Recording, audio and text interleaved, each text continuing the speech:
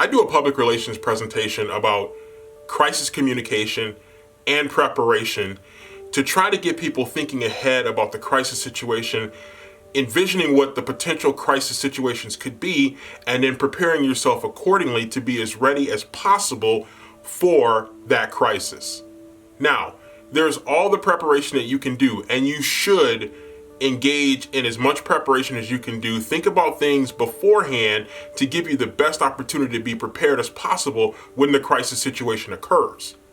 But there's one thing that sometimes we don't consider, or we don't consider nearly enough in a crisis situation.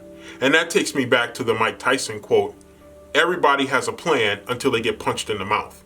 Now, Mike Tyson was a heavyweight champion boxer for many years and is widely known now for some of the talks that he gives that are really actually surprisingly inspirational, maybe to some people, but not necessarily to people who have really studied Mike Tyson over the years. But this quote is actually particularly interesting to me because it really does apply to crisis communication situations. Many times in a crisis, you do all this planning and you make sure that you have all these pieces in place so that when the crisis hits, you're as ready as you can possibly be.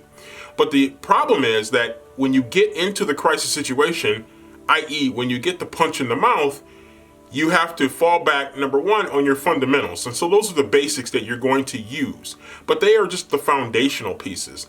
You have to be able to think on your feet. You have to be able to make the adjustments to the situation that might not be exactly laid out in the preparation that you put together. Now, again, it doesn't mean that you shouldn't do all the preparation that you can do to be as ready as possible, but it does mean that sometimes that's going to simply be the foundation from which you have to build off of to adjust, particularly to whatever the situation that presents itself to you.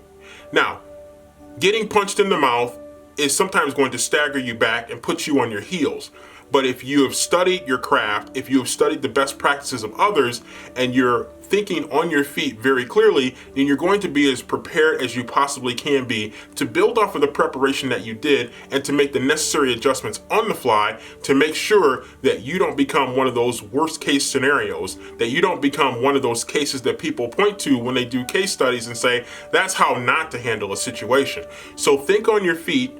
Be ready to think on your feet. And you do that by studying what people are doing, what your peers are doing, what are the best practices, what are the worst practices. And then you also combine that with the preparation that you've done beforehand to be as prepared as possible for the situation. The combination of pre-game preparation followed by good study to understand situations and how you're going to react are going to help you immensely in a crisis situation.